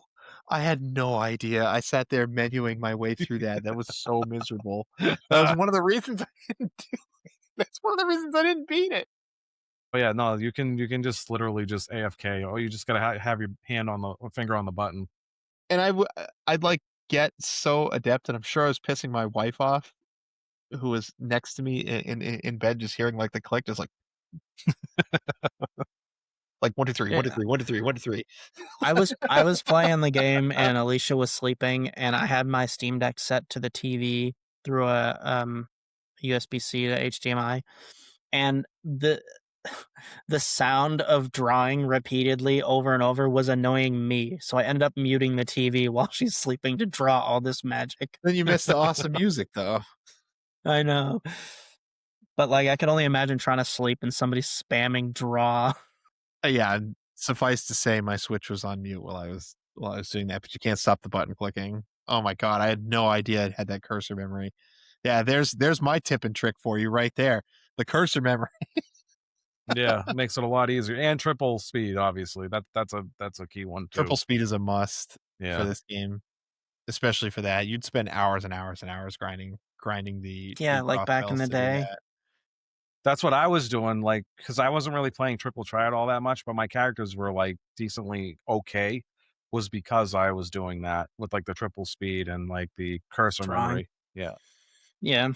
And you can get some powerful spells, but the lower level you are, the lower level magics you can draw from enemies. So you can't get really powerful magic until like later. Guys, what is the seed level thing? It's just your salary Yeah. When does it kick in? When do I get paid? You when just you run run around. around. When that thing comes up, it's me getting paid? Yeah, Yeah. in that bottom right. It's based off of how many steps you take. I don't know the exact steps, but Yeah, your seed level is just basically your salary as a seed member. Oh, I don't feel like they ever explained that. that's Mm, another thing that they like maybe. decided to randomly I change it thought in the I game thought too. it was telling me to hurry up. Like I thought it was saying, "Hey, Oh, you start this job at 10 grand unless you're slow. Now you're getting 9 and 7 and no. 6." No, Did you no. guys do any tests? Yeah, I did a few of them. What? Those are actually kind of hard to like. In Some of them are tutorial, pretty tricky. there's a menu called test. Yeah, And then when you do it, there's it's 30 like a of them. test. And if you complete it, I think you need like an 80 or a 90 or whatever to No, pass. you need 100. A 100 to You need a pass. 100. Yeah. Once They are you child soldiers. They need perfection. once you pass a test, your seed level goes up to level 31, which is the A rank. And the higher your seed level, the more money you make. Right. And I was reading a guide that they say that you should save some of your tests too because there are some actions that can raise and lower your ranking when you're going through the game. Yeah. So if you go through all of your quests right in the beginning of the game, you don't have that buffer to build it back up if you were to lose some rank. Also, your seed level can't go higher than Squall's level. See, I don't even know what to say. That system is waste of memory. I think I think the tests are cool well, though. most of the answers too, because like the tutorial section, there's so much crap in there, and I think all the tests, like 90% of the answers, come from that. You just got to read through it. Yeah, so if you're having a problem understanding the game, there's a huge tutorial menu that will teach you everything you want to know. There will be Yeah, a test. I am seed rank A, so It but the won't. It won't teach you. A I is got the not a achievement. number. but that's something I wanted to bring up too. Is like they changed that too in this game, like not just junction and all that stuff, but like how you get money in this game. It's not Yeah, just it by was an experimental game. yeah, it's just they were Wait, they did you just not get money from mobs in the original game? no. Okay, No, no, I I mean, guess I no. see that a little bit you better, could but sell drops, still, I guess, but I don't think the items that you get were that much when you sold them. There's I an never infinite bought money items. glitch. There was no reason for me to buy items ever. Like I maybe bought like 2 tents during this entire playthrough to craft into Kiragas. But Yeah, I mean when you're card modding Curaga, like you don't need you don't need to buy who needs items. money? I have cards. Well, and a lot of the time too, you could just like draw, cast, cure your characters too if you needed to. I can craft down Angelo for 100 elixirs. I don't need items ever again. I can't remember which card it was, but it gives you 100 mega elixirs. Uh, you're I like, have 100 mega elixirs on my got save. bad news for you, Ultimisha. You're gonna have Crazy. to take me out in one hit. You Except you can't lose. because I card modded Laguna and got 100 heroes. So So that's something I wanted to ask too. Like, if you win a triple triad and say you get like the Laguna card, can you get it again, or is it just one per game? yeah, the Queen of Cards can have it if you card mod it. Uh, that's cool. So You mean you can get another copy of it? Yes, That's what I need. I but need more hyperists. only once. If she plays it and you don't win it, I think then you lose it forever. I think. really, I mean, it's still counted in your library. Like you can still see it in the card library, even if you craft it, even if you craft it down. So, Yeah. oh, one more thing to talk about. And it's the split storyline, kind of split. So you go from Squall's party, and he goes through these weird, trippy memory things that supposedly another burgeoning sorceress is putting him through, from the past, and she basically knocks everybody unconscious without being in the room at random intervals in the game for you to play as another set of 3 characters in a past war, right? Yeah, it's in the past. It is the Sorceress War, actually, between SR and Galbadia.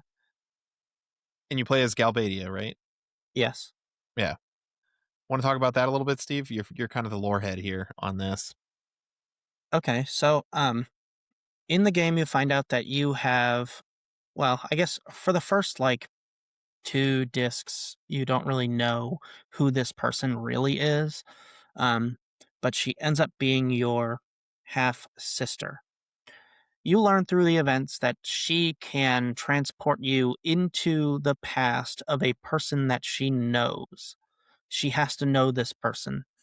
And she takes your seed members and has them relive the events of her stepfather, Laguna.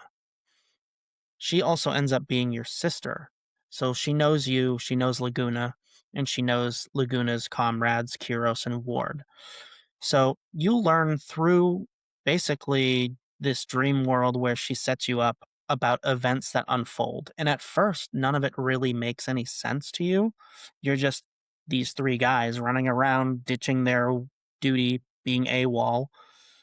They're going to Daling City and going to the bar yeah. instead of being at their post.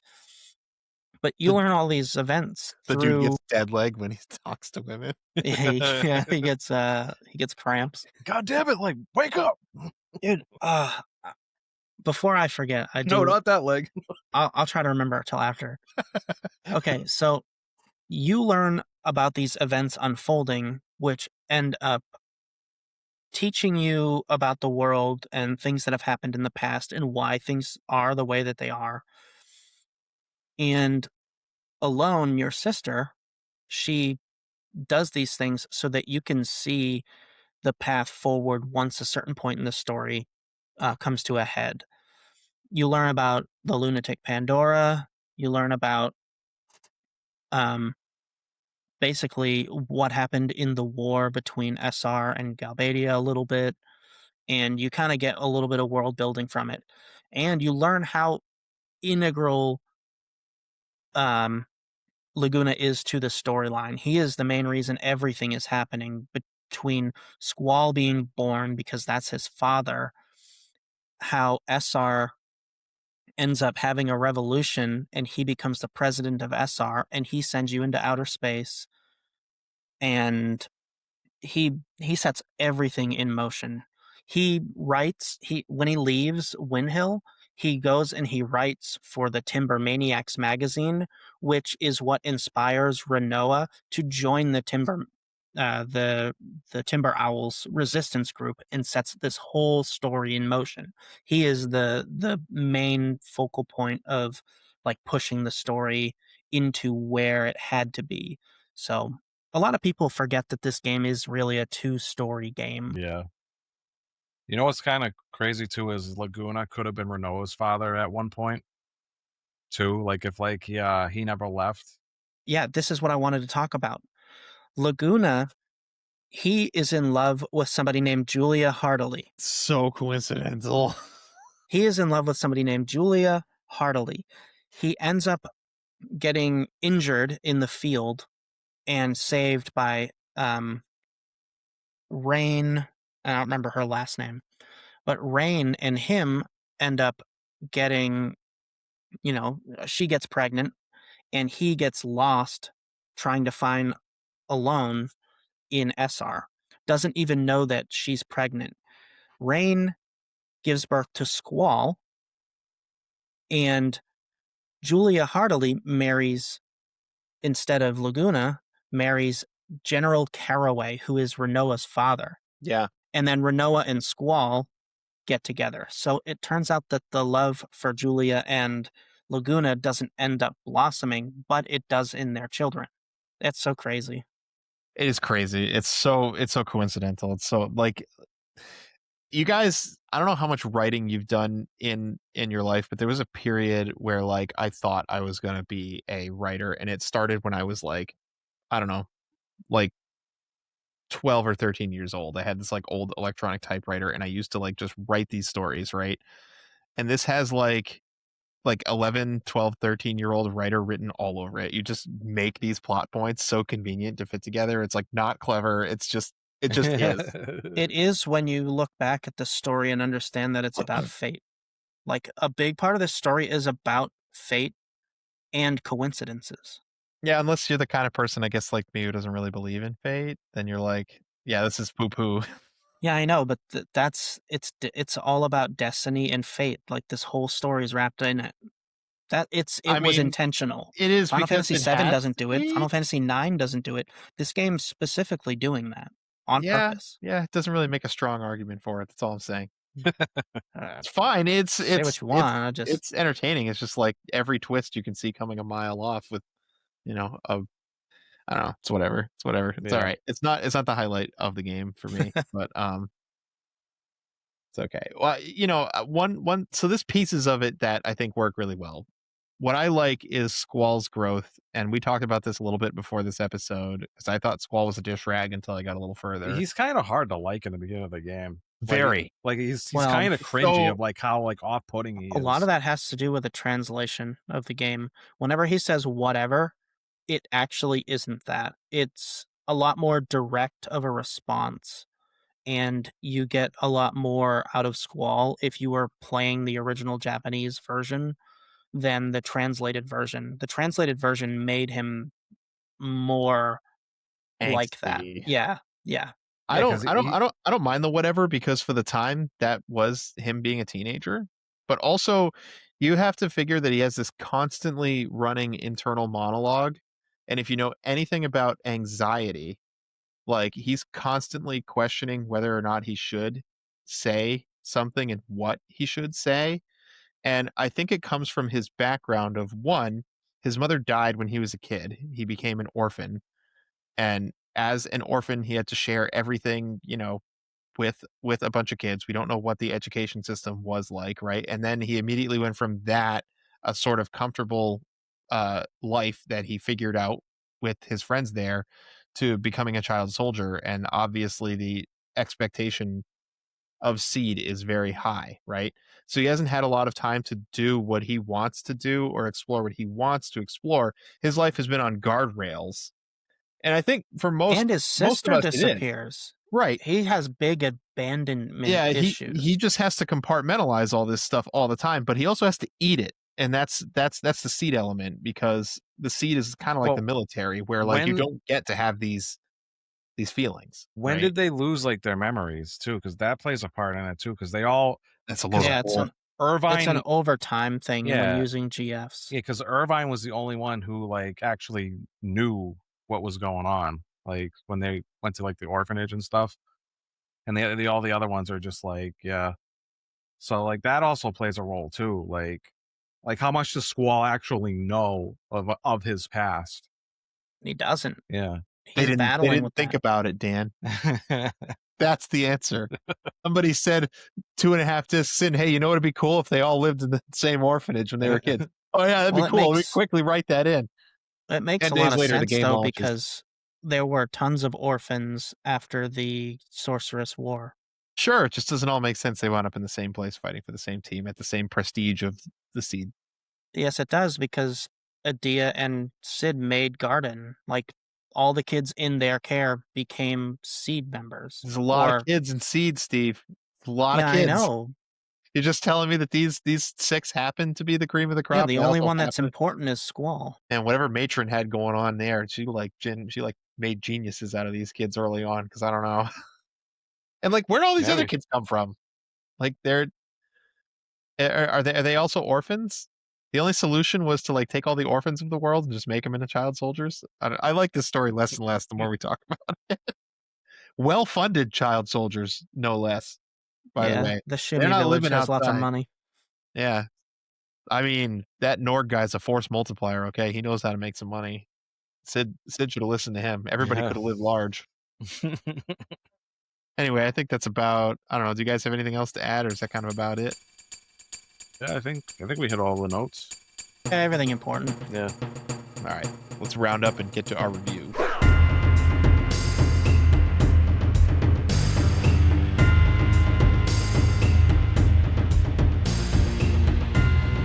All right, so we have a review portion of this show. We just like to leave you guys with something, kind of our general thoughts, on the different elements of this game, because I think games are a sum of their parts sometimes. I used to think that if a game wasn't fun to play, there really was no point in playing it. But, largely through doing this podcast, there are elements of games that do make it fun sometimes that aren't necessarily just hitting the buttons. So, we go through different categories here. Just kind of give a quick 1 through 5 rating of each, and then we'll give you a final score at the end. And, I think before I get into this, I just want to say that we talked a lot in our Discord about Final Fantasy games that we've beat and our rankings of them, or Final Fantasy games that we've played, and I realized how few I've beaten. Like, I beat 10 and I beat 9 and I beat 7, and that's it. But Yeah. I somehow kind of like this one. I thought about this answer too. Yeah. And to be honest with you, I don't really know. Not counting the MMOs, I don't know if I have a favorite. Like, I was thinking about this question a lot lately, and I don't know. None of them like really like jump at me. I'm like, yeah, this is the best one. You know when something is so good and so iconic that it becomes the cliche? Like, it's Yeah, because it started it all, and now it's the cliche. I think that's what these classic Final Fantasies are to me. I'm not gonna say I'm not a Final Fantasy person, I definitely play them, but I wanna play them, and I play them for, like, 30 hours. It's just the problem, it takes 40 hours to beat them. And, like, I never seem to get to the finish line through most of my playthroughs, and I just, maybe I'm just not a Final Fantasy person in general then? I don't know, there's just, like, a point in the game where I just get tired of it.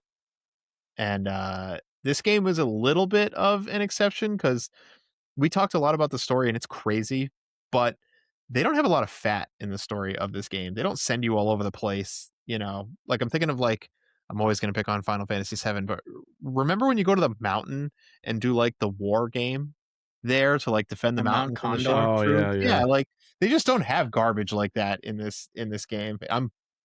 That's right. If you're a fan of the Mount Condor mini game, I just called it garbage. Because it is. But, like, they I'm just thinking don't of do like the that in this mountain one. with the hot springs and the snow and everything. It's just like feels so off the path, and Cloud isn't with you, and it's like Yeah, and you're like, what is happening here?" But this game and 10 don't do that. 10 is my absolute favorite. It goes from point A to point B. It still gives you some license as the player, you know, and that's why I like it because I can get it done in, like, a 20 to 30-hour playthrough. I always could. This game is right up there with it, I think, not as much, but probably my second and probably my favorite out of the PlayStation trilogy because I feel like the story moves and I don't find it distracts itself much at all. So that's kind of where I'm at on it. I just wanted to get that out of the way before we get into rating. So Final Fantasy IX is my favorite on the PlayStation. It's just the only fantasy setting from the PlayStation trilogy, and the characters are all memorable, and the Yeah. world is wonderful. That's my favorite. yeah, Yeah, I don't know if I have a favorite. Like even on like just the PlayStation trilogy, like I like them for different reasons, and it's just like I don't know. I God, if I had to pick one, and this is gonna be a hot take, I know it, but like it might be 12. I really liked it when I played that game. I've beaten every mainline Final Fantasy game except that one. I think it's the one I beaten the most. Actually, I think I beat it like I three guess you times. better beat it, Steve, because I have the Zodiac Age on the Switch. me too, actually. It's on the aspirational bucket. Anyway, since are broken up into 5 categories, I'm going to kick it over to Steve because he hosts this better than I do. All right, everybody. So, just like every week since we come back in our third season, we have 5 different categories that we're going to rate these games from 1 to 5. Or can we give it a 0 if we really hate it? Have I we guess talked so. about that? Yeah, yeah, yeah. Why You not? could give it a 0 if you want. 0 to 5. Our different categories are presentation, and this one has to do with like sound and sight and, how the game presents itself. The next category is gameplay. Are the mechanics good? Um, does it control well? Gameplay. The next one is pacing. How does the story go about? Is it all over the place? Is it straightforward? Is it winding? Pacing. You know, does it feel like it's moving along? Playability. This is mostly about, is it easy to play in 2026? But it also has a little bit rolled into, how does it stack up with other games in the genre or in the series? You know, if there's a better game to play all the way around, how does it stack up? And the last one we have is choice specs, which is anything we can pick that makes it special to us or special in mechanic wise. We get to pick whatever we want. So it's kind of like our wild card per raider. So, first category is presentation. And because it's Don's game, how about you start? I'm going to go with a 5. And for a reason that's not usually me, I think the music is so lit. But honestly, I'm also a sucker for the diorama like backgrounds of this era where the background is kind of like a picture and your 3D characters walk around on it. I just love that aesthetic. So I'm Yeah, gonna it's give like it the 5. Resident Evils. Like There's a new game called oh, I'm trying to remember the name of it. It came out on like iOS. I want to say it's like Fan it's like Phantasma or something like that. I don't know. It is a modern game that does that. It's like all diorama backgrounds. mm, I'll think of the name. I'll put it in the show notes. But anyway, 5. yeah, I think I think this is going to be a 5 for me too. Just especially if you're looking through it like at like 1998, like especially that first like FMV like with Squall and Cypher, like that instantly just pulls you into the game. Like you want more of that. And then Feeling it. yeah, and then like, just like the graphic jump from 7 to 8, like especially in that time, like you were like, "Whoa," like and then like you were saying, Don, the music's great. Like I love the boss theme. Like, yeah, easy 5 for me too. I echo the same as everybody here. It is probably the category that this game is the master of. Out of all 5 categories, presentation, no doubt, is a 5. Single-handedly propelled Final Fantasy fans into playing the game, basically, because it was a far cry from what 7 was. Alright, next is gameplay. Dan, you wanna talk about how you feel about this game's gameplay? I mean, at the end of the day, it's your typical RPG. Like, Is it though? well, as Is far it though? as far as gameplay, like, you got your 3 characters, they turn-based, like, Like mechanic-wise, think about Breath of Fire yeah, oh, okay, and if we then wanna come get, back like, to into the this. Yeah. nitty-gritty of it, like, yeah, like, you got, like, your junctioning, your GFs, like, that The part's cards. different. Like, it plays like an RPG, don't get me wrong, that part's not different, but, like, everything that how you go about it, like, how you make your characters stronger and stuff like that is completely different. Um, you either love it or you hate it. I think I'm neutral with it, so I'm thinking I'm gonna give it a 3. I don't think it's the best, but I do think it's different, and I don't hate it, but I don't like I said, I don't think it's the best either. Um, gameplay for me, I actually think it's pretty bad. So, they have a lot of systems in this game that are so deep, and that can be great if you want an experience where you're gonna read everything and you're gonna slow down and just, like, absorb all this information. I've beaten this game multiple times, so I don't really need to look up anything. I know what I'm doing. But anybody coming in to play this game, you're gonna be met with a lot of stuff that it's overload, it's too much. Mm. And then when you get to the gameplay, yeah, you can use magic. It's not great. Yeah, you can use GFs. They're not that strong.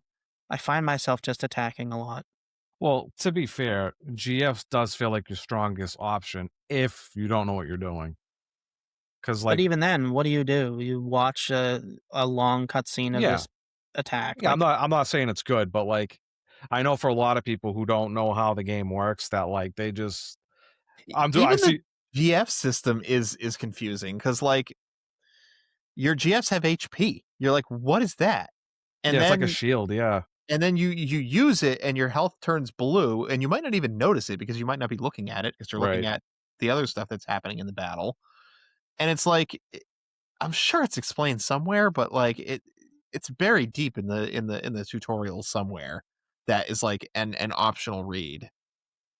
and then they have these little weird missions in the beginning of the game that you don't like. They have For to interact with explain and go again. through all this dialogue. I really think that gameplay wise, this is a weaker Final Fantasy game. And I'm probably just going to give it a 2. I think it's pretty weak. Yeah. Uh yeah, this is a it's fun if you're a veteran, but this is a confusing ass game. This is a research project. It's a 2. All right. I think we're going to be divided on this one. Really? I think so. We'll see. Maybe. All right. Our next category is pacing. This is how well a game moves through its story, or, you know, pretty much that. I think I'll start this time. I haven't started yet. Pacing wise, this game for the first like 3 quarters is awesome. You're getting thrown into these situations where you're like, you feel like a mercenary and things are unfolding just fine and great. The dream sequences are a little bit weird, but you pick it up and you realize, kind of what's going on. And I think that that's awesome.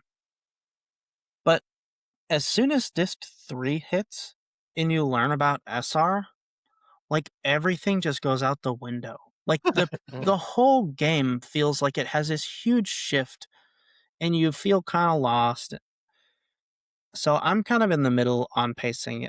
I'm going to give it I wish I could give it like a 3.5. But I think I'm going to give it a 3. I think it does such a good job at first and just falls off hard. You're time traveling, you're doing all this weird stuff. It just it gets weak at the end. I kind of expect the time travel, right? But yeah, Yeah, at the end, because they say like time compression. You're like, the hell does that mean? I was tempted to give pacing a 5 because of what you said about the first 3 quarters of the game. But yeah, I think about that a little bit. The other thing I dock points for is the progression system. Like, I don't know that there's an optimal way to play this game to make it the experience that the creators wanted it to be. Like, the progression system is anything but linear. You go from 0 to 60, really, like, with very little in between. I really don't know what it was supposed to look like, but basically, you're gonna go from dealing no damage to just massacring everything for a large portion of the game. Um, if you figure it out at all. And if you don't figure it out, then you're just not going to get stronger and you're going to end up in a, pseudo soft lock situation. It's going to feel bad. So I do think it's a little bit gameplay, but I think this does progression follows a little bit under pacing, I think. Absolutely. That's the route I was gonna go with it. Yeah. So I think I'm going to stick down there with a 3 um with that. I mean, the battles are some typical RPG fare. And like I think later Final Fantasies and maybe even earlier ones do a little bit better with things like multi-targeting on bosses and stuff like that than this Yeah, one you does. just cast a spell and you hit R1 and it targets everything. Yeah. Yeah, yeah, but in this one, it's just bosses are stat sticks for the most part, and not very good ones at that. Because when you go when you get to that 60 miles per hour upgrade, you just mow them down. So like I think I beat the disc 1 boss, Adia, in like 2 or 3 hits. I don't actually remember, but she went down like a ton of bricks. Yeah. No, yeah, story-wise, I agree with Steve, but, like, I kinda wanna expand a little bit as far as, like, just, like, gameplay pacing is, like, you know, it's so hard to figure out how to get like your character stronger, and then on top of that, like when you do kind of grasp the situation, it's like you have to take a lot of breaks, whether it's like playing a ton of triple triad, to use like the card mod and whatnot to to junction the magic, or you have to sit there and spam the draw mechanic in fights, especially if you're trying to do like multiple characters. That can kind of like that just pads the gameplay, and all you really wanna do is just make your character stronger. Because like, just doing a single battle to level up in this game it's not recommended because when you level up, enemies get stronger, and if you don't want that, now you're stuck, doing these, like, arbitrary, like, things to, like, make yourself not stronger, but, like, in a different way, like, with, like, the junction system where you're just sitting there, like, drawing, and so battles are just, like, take forever just because of that, and I do think that messes with pacing. So, I think I'm gonna give this a t yeah, I'm gonna give it a Ooh, 2. ooh. I w I He's w down he's down in the dirt. I was gonna say 1, but, like, I'll give it a 2. It's not it could be worse. There's definitely worse Yeah. games out there for pacing. All right, Don. Want to talk about Playability? playability? Alright, so it's kind of the reverse of pacing, right? So what makes this game bad at pacing makes it very playable and very fun. Yeah. So, let me mention side quests, okay? There's nothing better than doing a side quest and coming out with something busted and then mowing down the next, story would-be badass that didn't know you did the side quest. And that is this game, right? Like you're just in school, you're playing cards with people, winning good stuff off them, crafting it down, getting this magic, and you're rewarded heavily for it, and it feels good. Yeah. And they have the updated remaster version. You can do the 3 times speed, so it's built natively into the game. So I think it's eligible for this category. You have the God mode if you want, but you're a dirty cheater if you use the God mode. And there's also the no encounters mode, which if you're trying to avoid leveling up, you don't need encounters anyway, right? So yeah, I think for playability, this is an absolute 5. I think if you want to go back and play all the Final Fantasies, this game is one that's in um, tip-top shape with many of the others in terms of these remasters, and, now in 2026, I think is one of the best times ever to go revisit entries in the Final Fantasy series. So, yeah, I'm giving it a 5. Particularly this one because the system is so in-depth and fun. Yeah. No, I agree. I'm also gonna give it a 5. Just like we were saying before in the beginning, where it's just like, if you just do all the groundwork and, like, you just you get all the cards that you need, you get all the abilities to turn, like, the cards into items and get all this, like, OP magic, and then getting Squall's, like, best weapon on disc 1. It just feels so good when You you when it definitely when it get what all you put in. when it all comes together, and then you go out there and just start wrecking everything. That's a hard feeling to get in a lot of games. Like, it's almost like a one of a kind when it comes to this kind of thing. Like, Why I'm does sure. Squall get to be the leader of the garden? Because he one-shot a Dia on disc 1. Now get back in line. Yeah. But yeah, it's just like, there's multiple ways you could go about it. You could not do that if you don't want to, or you could, like I said before, you could get all that stuff done. But hey, I want a level 2 because I actually kind of want a challenge with, like the OP stuff that I did get. So I'm gonna level up too while having all Yeah, this OP stuff. So, like, yeah, there's a bunch of ways you could go about it. And you get to pick it. yeah, Like, exactly. pick your challenge. So yeah, 5 for me. Yeah, I mean, I don't really have anything else to add to playability. It's obviously a 5, you know. I bought it on Steam for $7 and it's got all the bells and whistles, the upgraded functions, and then on top of that, like, you know, there's so much in the game that you could do. I mean, yeah, I got all the achievements, but that doesn't mean I did everything. I didn't do like the Card Queen quest. Like going back to play the game again to do that is probably something I'll do before I die. You know what I mean? I I'll don't play even it know what again. that is. Mhm. Yeah. So, But gotta catch them all. Is that what it is? well, the Card Queen basically, just real quick, you get her to move around to different areas by either one of two things: losing a rare card or winning a rare card. When you progress this card queen quest, other characters will have cards that otherwise wouldn't. So you can collect Shiva, you can collect the Renoa card you have to do the card queen for, the Kyros card you have to do the card queen quest for. Certain characters will have cards when you progress the story for card queen. Okay. Okay. So playability is a 5. I mean, it's easy to play, it's cheap, it's got all that quality of life upgrades. Just Mhm. Really big visual facelift from the PlayStation, like, huge. Like, completely upgraded textures, faces, everything. Like, it looks really good. You know when you're playing an original PS1 title and you can see the belt buckle on Squall's belt that we're not playing around. He means business. Yeah. all right, Dan, you want to start on the last one? We got our Yeah. choice specs category. This is any reason you want to choose that makes it maybe special to you or just a special Unique. experience. Yeah. Yeah. Yeah. Or you can totally dog on it if you think the unique Yeah. aspects are what drag it down. I think this is actually the category where this game actually shines, in my opinion. This is a straight 5 for me, just for, like, the fact of, like, just how, like, unique and different this game is compared to, like, the previous Final Fantasy titles. Like, they were ballsy. Like, they just, like, everything is just, like, so different. Like, magic's different. How you obtain money in this game's different. Limit breaks are different. The limit breaks are different, for better or for worse. Um, yeah, the whole junction system, like how you make your character stronger. Summoning. Yeah, yeah, so summoning with, like, the GS where, like, they have, like, a cast bar, but they're also kinda like your shield. So, like, They also have a boost command, so while you're watching the animation, you have something to do. What but do you yeah. mean? If Yeah, you like learn the boost and you start a GF, what happens is when the cutscene starts playing, you hit select and a little square will pop up in the corner and you tap square repeatedly to boost the GF.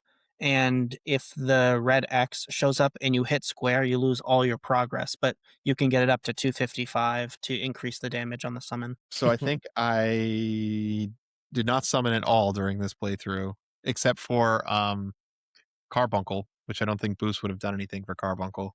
No, but Yeah. I don't think Yeah. so. I mean, I guess there's a little mechanic in the game to kind of keep them relevant, kinda. I mean, it's definitely not beating attack, but like at least there's that. I'm all for action commands at the very least. Yeah, So I mean, in this game, I think this is the first in the series, right? Up until this point that introduced Squall's action command. Like, I don't think the I other think so, yeah. yeah, so you had I mean, it's not much, but, like, you had that and you had Renzo Kukin, which, was kinda fun when you landed all the hits, and then if you ever got, Lionheart and you saw that, you're like, "Whoa."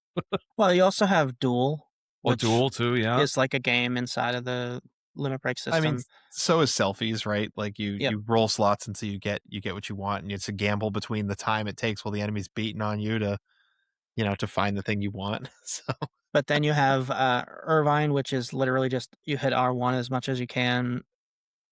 Quistis you select from a menu, and then Renault is a random one.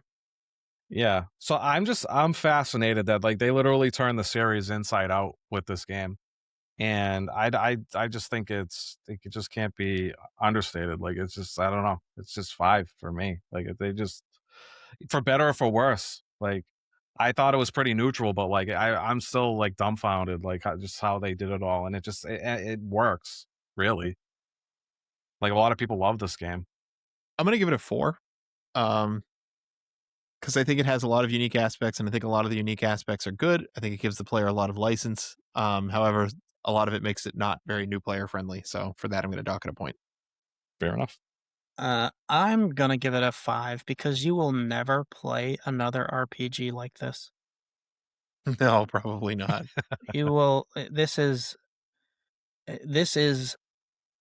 much different than anything The that I've ever experienced in an RPG. So it's very special. It's so funny because we have 5 very distinct categories, but I feel like 4 of them were about the unique aspects of this game because the unique aspects are the meat and potatoes.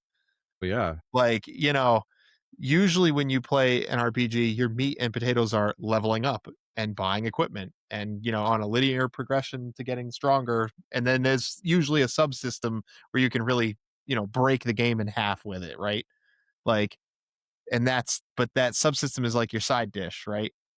But in this game, the subsystems are your main dish, and the other stuff, the leveling up and getting new weapons, is like very much, the Which boiled is like peas on the it's plate. incredible, really. Yeah, it really is an interesting thing that they did here.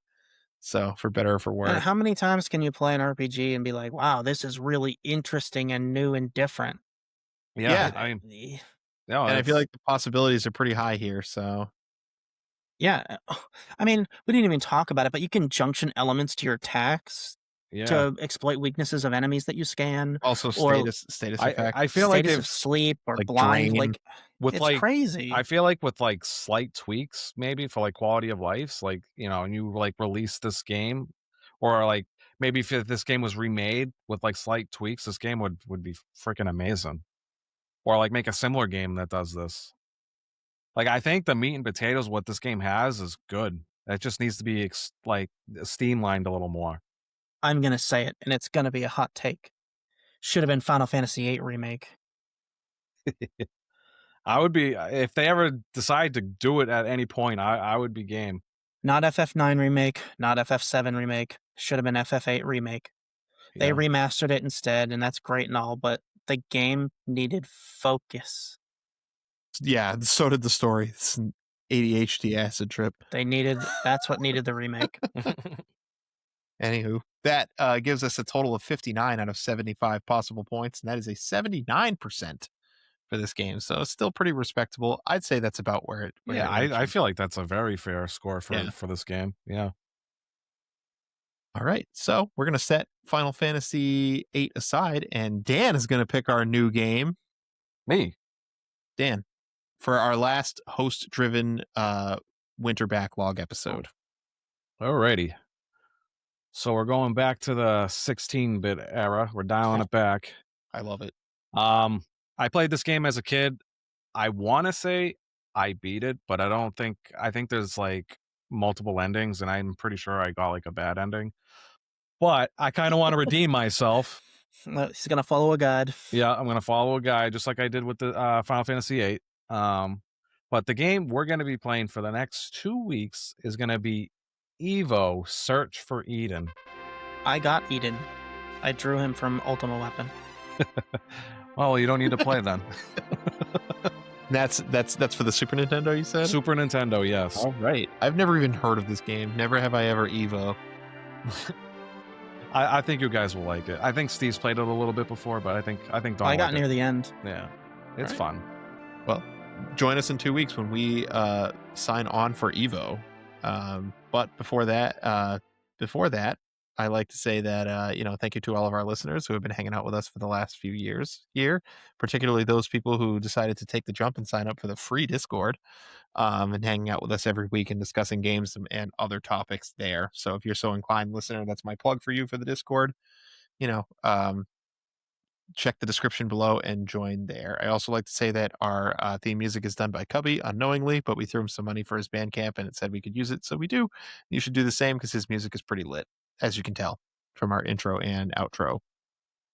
And our editing and producing is done by the three of us. What three talented guys we are. We do all the graphic design and the editing we do here, and we get some help from Lady Leashy or Alicia, Steve's wife, in getting our message out to all of you on social media.